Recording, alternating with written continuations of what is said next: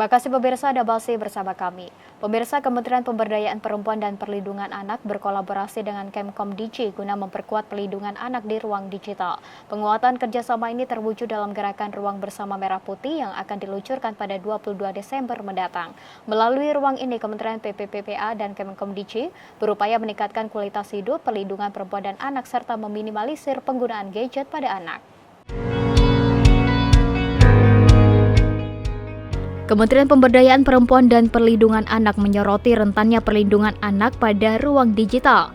Menjawab masalah ini, Kementerian PPPPA bersinergi dengan Kemkom Digi memberikan perlindungan bagi perempuan dan anak di ruang digital. Kerjasama lintas kementerian diwujudkan dalam gerakan Ruang Bersama Merah Putih yang peluncurannya akan bertepatan dengan Hari Ibu, yakni pada 22 Desember mendatang. Dalam konferensi pers di kantor Kemkom Digi, Menteri PPPA Arifah Fauzi mengatakan, dalam Ruang Bersama Merah Putih, anak-anak akan diajak bermain permainan tradisional sebagai sarana untuk membangun karakter generasi muda, diantaranya sifat gotong royong, saling menghormati dan saling menghargai. Dalam program ini, anak-anak juga akan didorong mengenal tokoh pahlawan Indonesia melalui buku sejarah, film, dan pendongeng yang dihadirkan untuk menceritakan kisah mereka guna menanamkan rasa nasionalisme sejak usia dini. Selain itu, Ruang Bersama Merah Putih juga akan mengadakan pelatihan keterampilan bagi para ibu sesuai minat mereka. Basicnya adalah di tingkat desa, jadi Ruang Bersama ini nanti menjadi kolaborasi dari seluruh kementerian. Untuk anak-anak, kita berharap ketika kita membatasi mereka menggunakan medsos, maka kita akan memberikan solusi, misalkan seperti permainan tradisional. Di kesempatan yang sama, Menkom Digi Mutia Hafid mengatakan, untuk mendukung gerakan ini pihaknya akan fokus terhadap penguatan literasi digital bagi perempuan dan anak-anak, mengingat korban terbanyak transaksi keuangan adalah perempuan. Untuk itu, Menkom Digi akan melatih kaum perempuan dalam menggunakan medsos dengan bijak, agar tidak terjerumus dalam pinjol maupun transaksi keuangan lainnya. Jadi memang kita melibatkan perempuan untuk kemudian diberikan literasi digital. Kita tahu salah satu korban terbanyak, baik itu penipuan, transaksi keuangan lah ya, di digital itu banyak perempuan gitu. Jadi kemarin misalnya ketika kita temui rata-rata audiensnya perempuan setiap giat-giat kita. Tapi kita akan masifkan gitu Bu ya, jadi ini akan lebih banyak lagi keberpihakan terhadap perempuan untuk literasi digital. Pemirsa, Kementerian Pemberdayaan Perempuan dan Perlindungan Anak melalui program Ruang Bersama Merah Putih berkomitmen untuk terus meningkatkan pelayanan dan perlindungan kepada perempuan dan anak. Lantas seperti apa langkah dan program yang akan dilaksanakan 5 tahun ke depan oleh Kementerian PPPPA dan kolaborasi dengan kementerian lainnya pada Kabinet Merah Putih? Berikut saksikan dialog rekan kami Mona Zarik Nisa dengan Menteri Pemberdayaan Perempuan dan Perlindungan Anak Arifah Fauzi berikut ini. Ya, pemirsa, Anda kembali menyaksikan GPR TV dan kali ini kita akan membahas tema yang sangat menarik sekali pemirsa. Seperti yang diketahui, lahir sebagai seorang perempuan adalah berkah yang harus disyukuri. Dan kita tidak menutup bahwa perempuan Indonesia ini memiliki potensi yang besar sekali untuk bisa memajukan Indonesia ke arah yang lebih baik lagi.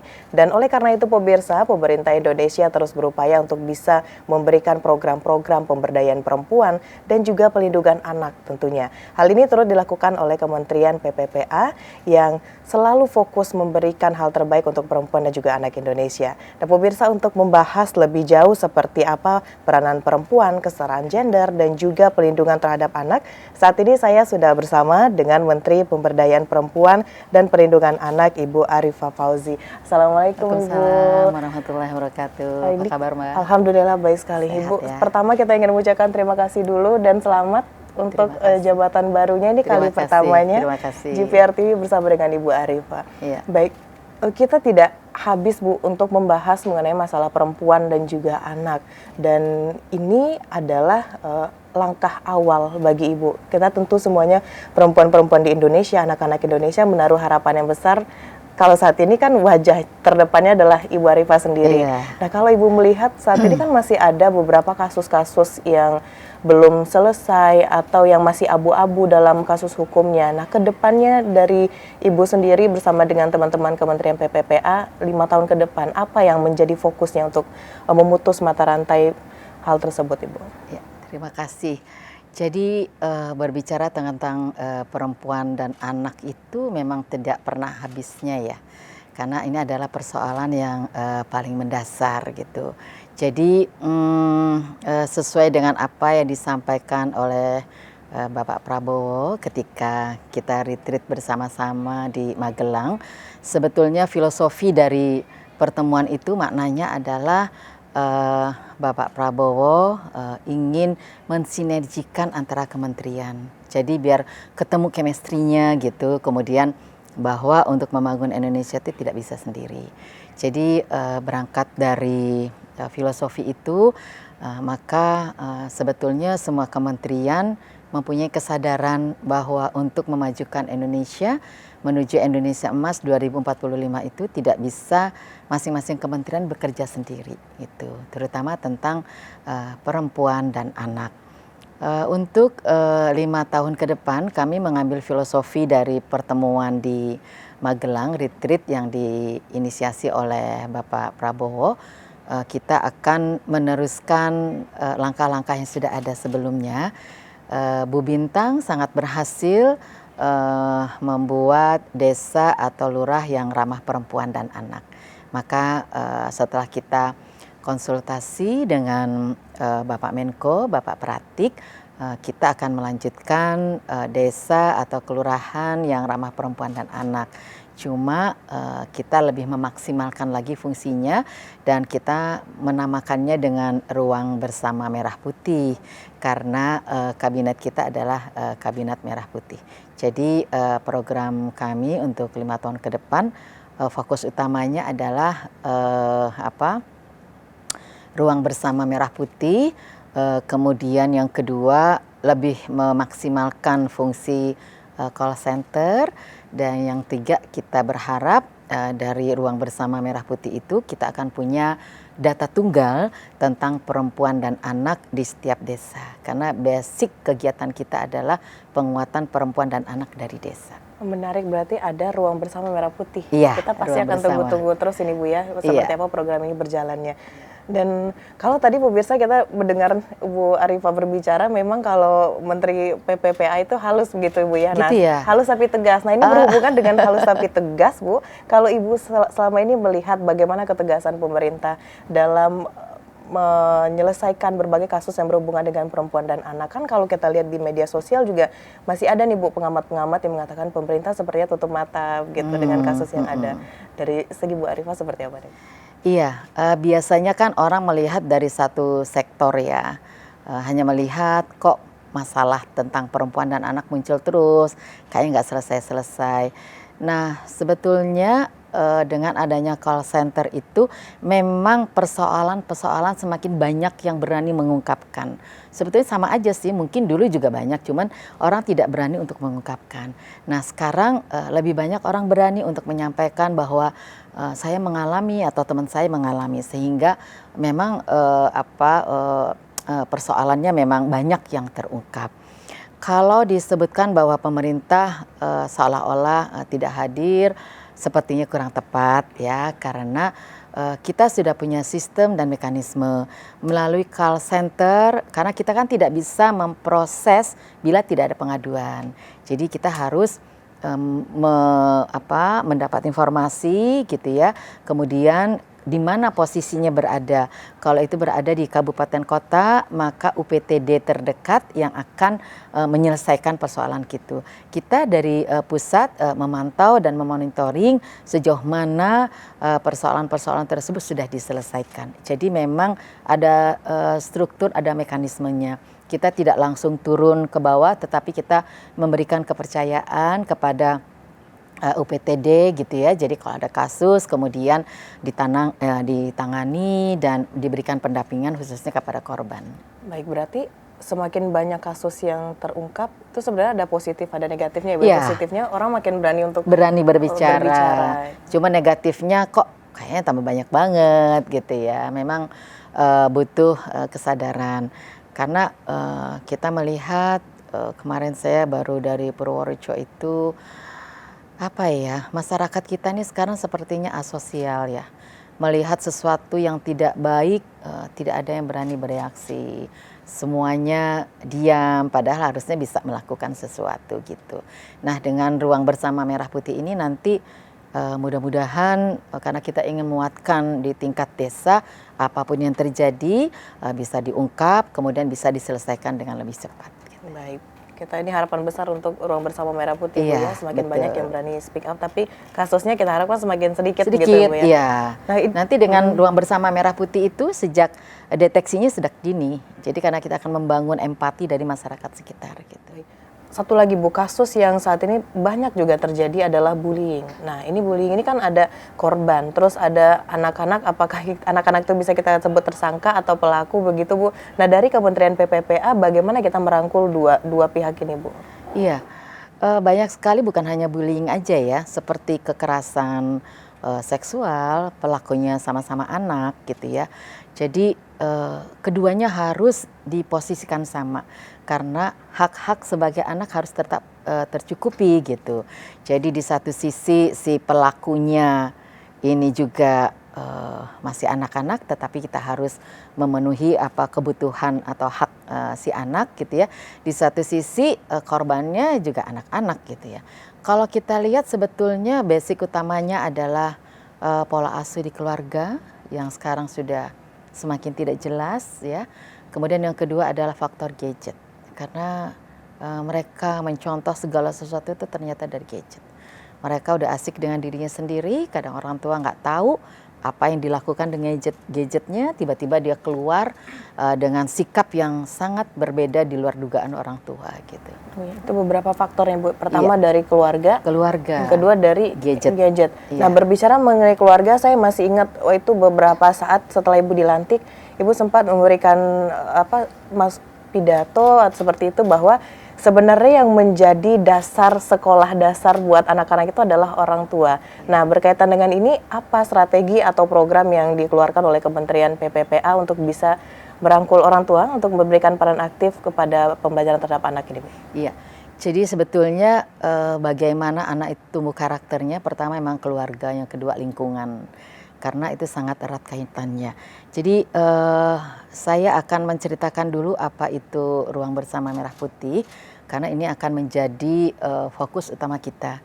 Jadi ruang bersama Merah Putih ini adalah kelanjutan dari desa atau lurah yang ramah perempuan dan anak.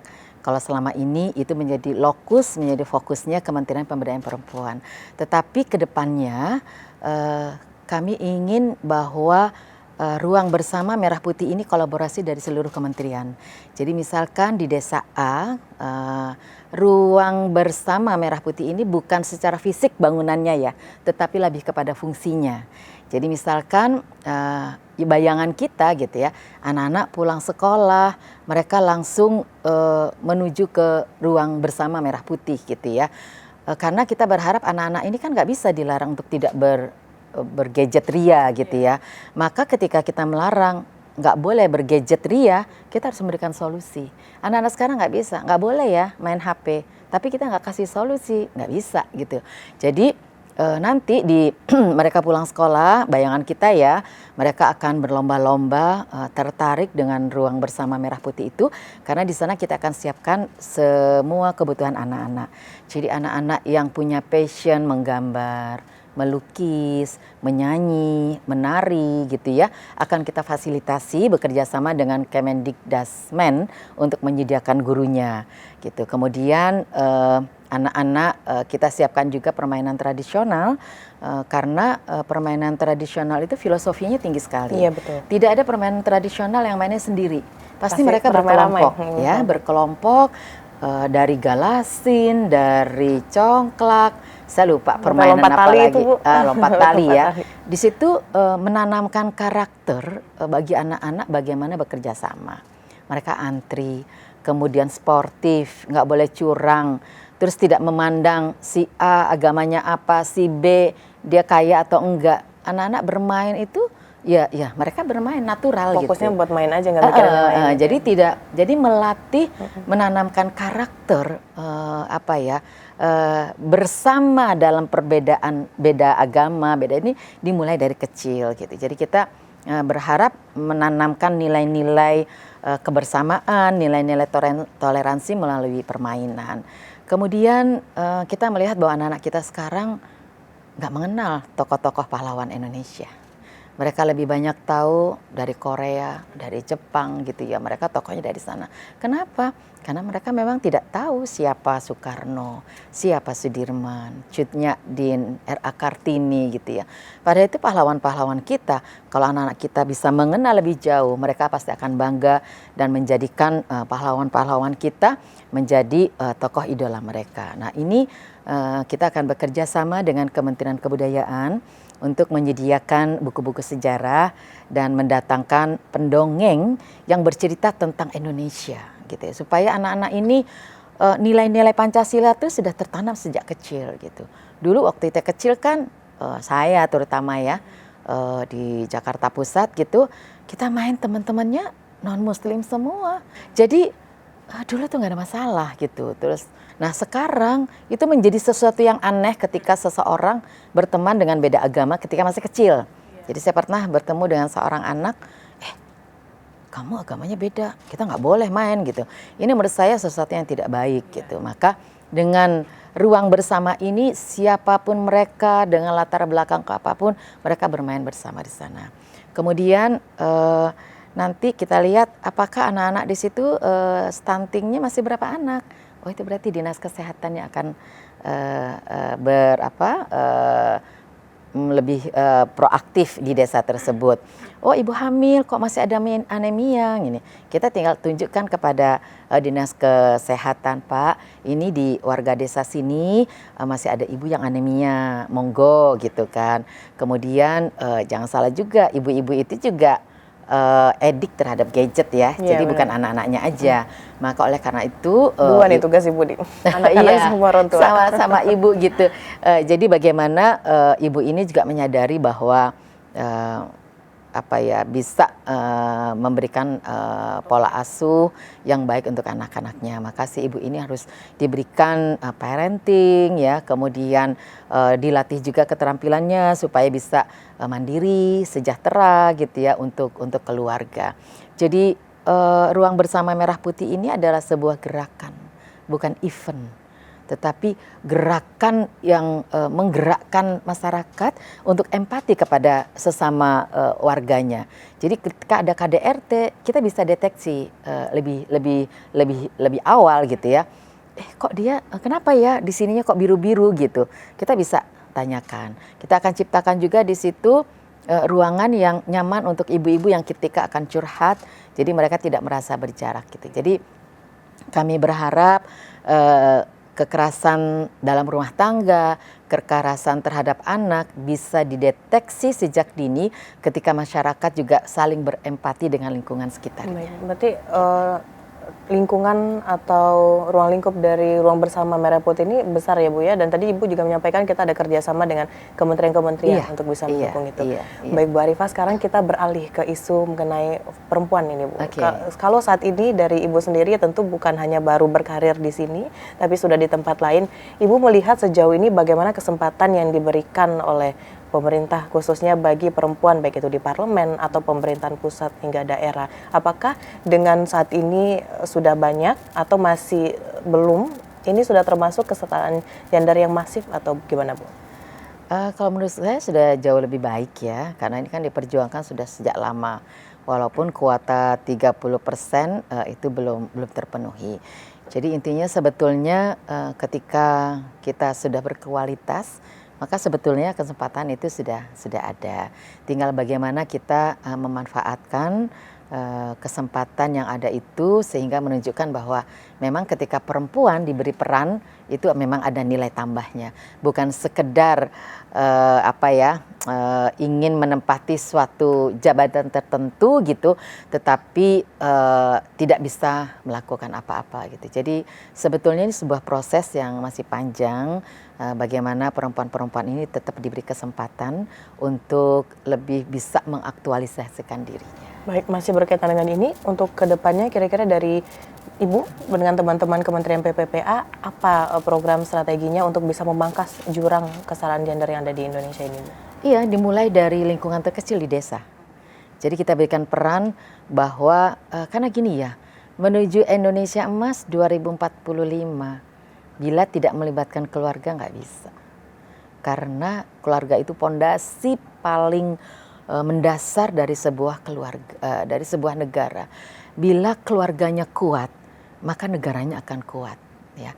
Nah, keluarga kuat ini ya pondasinya ada di perempuan. Maka perempuan itu harus dikuatkan, harus diberikan keterampilan bagaimana seorang ibu memanage sebuah keluarga, mengasuh anaknya dengan kondisi yang sekarang ada gap ya antara anak-anak dengan ibu, sehingga ibunya kayaknya kudep ya, kurang update, sedangkan anak-anaknya terus gitu. Jadi bagaimana ini ada bridging, ada jembatan untuk para ibu bisa memahami apa yang terjadi dengan anak-anaknya dan menyesuaikan gitu. Cuman satu dilematis juga karena para guru khususnya ya, kita dapat beberapa masukan agak dilematis kayak buah simalakama juga ya.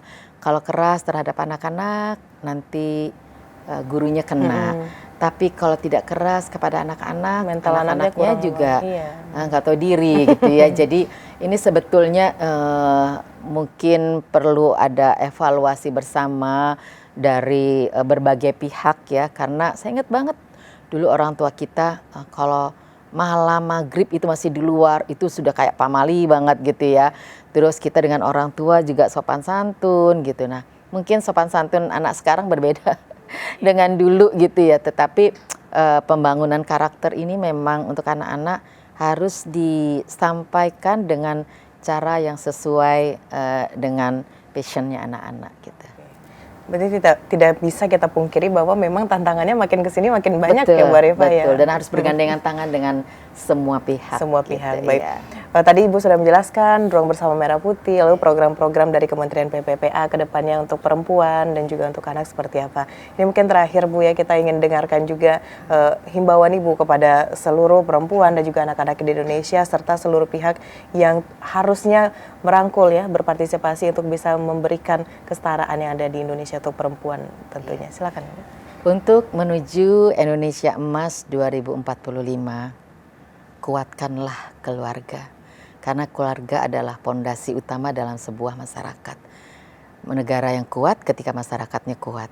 Masyarakat yang kuat ketika keluarganya kuat. Ini bukan hal yang mudah karena keluarga muda sekarang itu basicnya juga tidak kuat ya. Kadang mereka baru kenal sebentar, mereka langsung oke pernikahan, padahal sebetulnya secara psikologis mereka belum siap untuk menikah. Jadi ini perlu perhatian para ibu dan anak-anak yang remaja ya, untuk benar-benar mempersiapkan diri ketika akan melangkah menuju ke pintu gerbang pernikahan. Harus disiapkan segala sesuatunya.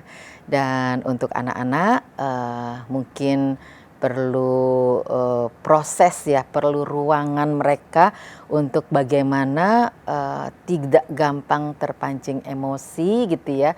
Jadi peran semua pihak sangat diperlukan untuk menciptakan suasana yang kondusif untuk anak-anak kita supaya mereka juga tahu jalan yang benar tuh yang seperti apa sih gitu ya. Karena biasanya mereka sukanya jalan pintas dan belajarnya dari internet gitu ya. Jadi harusnya ada pondasi-pondasi yang dikuatkan, terutama pondasi agama di keluarga. Baik, Bu Arifah, terima kasih sudah memikirkan hal ini. Tentunya untuk kedepannya program yang dihadirkan oleh Kementerian PPA menjadi semakin lebih baik lagi untuk bisa menghasilkan anak-anak yang juga perempuan baik. Terima kasih Ibu. Terima kasih. Dan pemirsa, itulah tadi kita dialog bersama dengan Menteri Pemberdayaan Perempuan dan Perlindungan Anak Ibu Arifah Fauzi. Dan kita harapkan kedepannya semakin banyak pihak-pihak yang mengetahui mengenai adanya perempuan dan juga anak yang mengalami kekerasan untuk selalu speak up. Terima kasih bagi Anda yang telah menyaksikan. Terima kasih banyak.